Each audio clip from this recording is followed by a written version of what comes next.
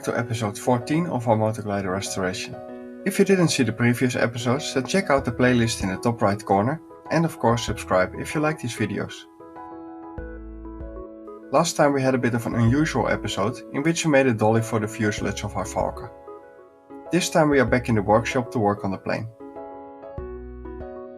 We plan to make the canopy fit nicely on the fuselage and remove any gaps. However, while cleaning the canopy we discovered something that forced us to change our plans. We took the canopy out of storage and noticed a small crack that was not yet drilled.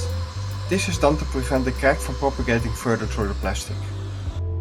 We also sandblasted a small telescopic stick that holds the canopy when opened.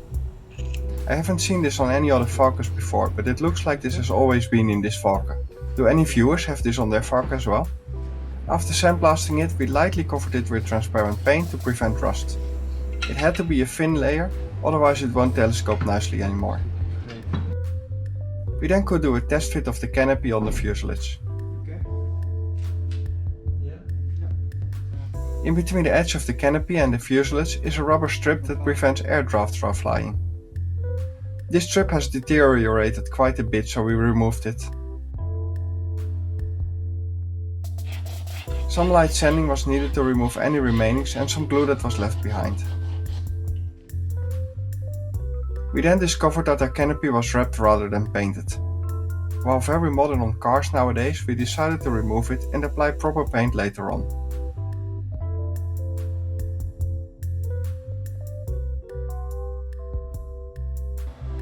We also mounted and attached a small telescopic arm that holds the canopy open.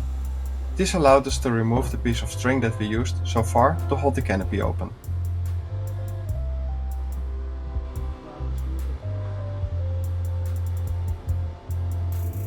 We want to remove the gaps between the fuselage and the canopy as much as possible without using a sealing strip.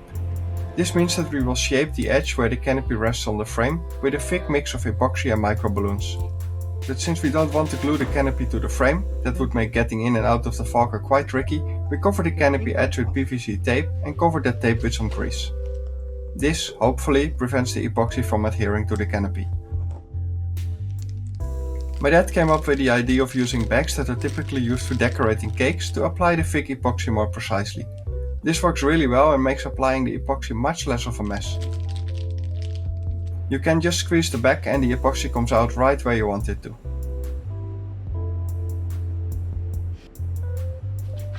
We first applied the epoxy around the outside of the canopy. In these spots there was some filler originally.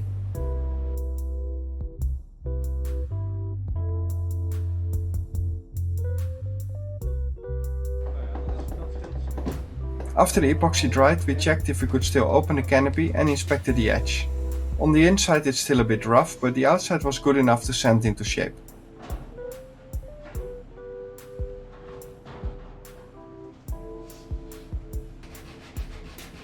We first did it with quite coarse sandpaper, followed by a finer grit.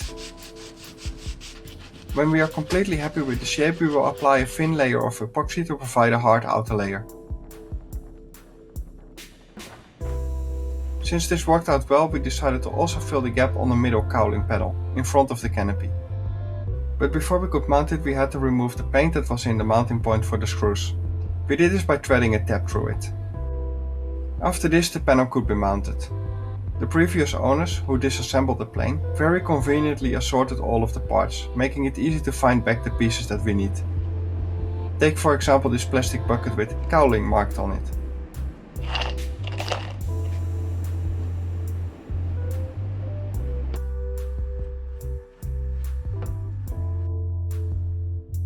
We then applied some epoxy to the inside edge of the frame, where the canopy rests, in order to make a good seal. Of course we put some new grease on the PVC tape to prevent it from getting stuck.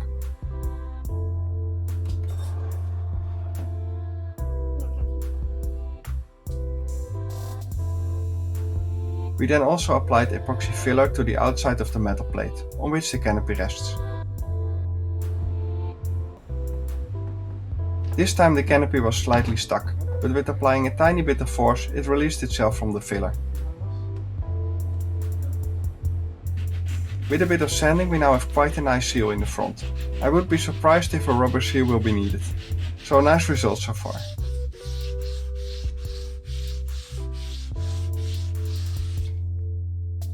But then, I discovered that on the canopy frame there was more rubber sealing strip that was painted over. The rubber strip that we removed earlier was just pasted over it. Looking a bit more careful, we can see that the filler between the plastic canopy and the frame has separated.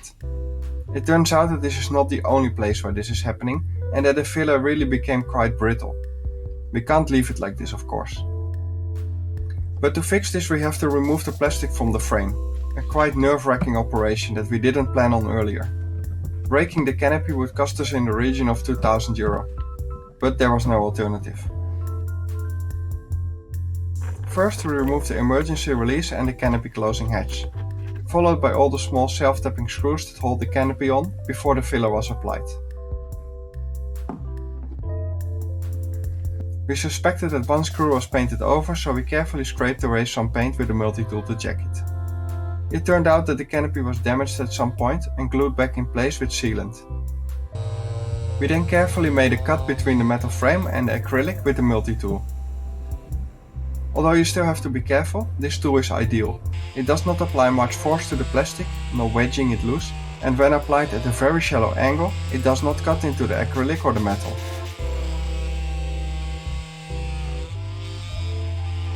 The only place where we needed a knife was where the canopy was pasted back into place with sealant at some point. We could then carefully remove the plastic from the frame. I'm happy to report that, apart from one crack that was already there, we didn't even make one scratch on the acrylic. You can see how bad the filler on the canopy frame is. In one place there's even some kind of algae growing.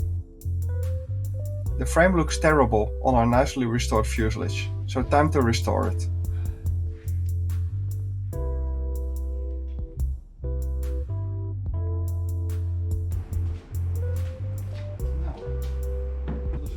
Luckily, a lot of filler has become so brittle that it could just be broken off by hand.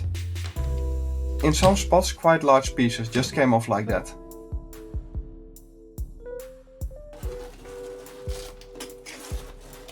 Other parts seem to have had repairs with either epoxy or sealant and needed to be removed with the multi-tool.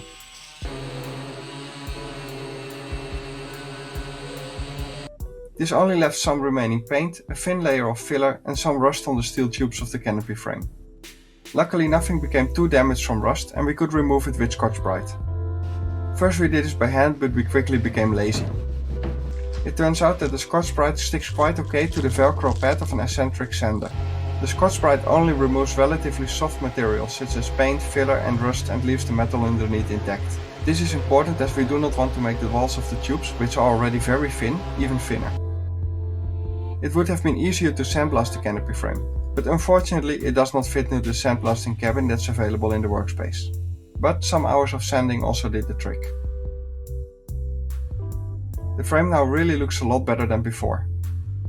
We immediately applied primer to prevent it from rusting again. Later we will apply two-component paint, clean up the acrylic and mount it back into place again. But that is something for a future episode. I hope you liked this video. If you did, please leave a like and consider subscribing to stay updated on our progress. Thanks for watching and see you next time.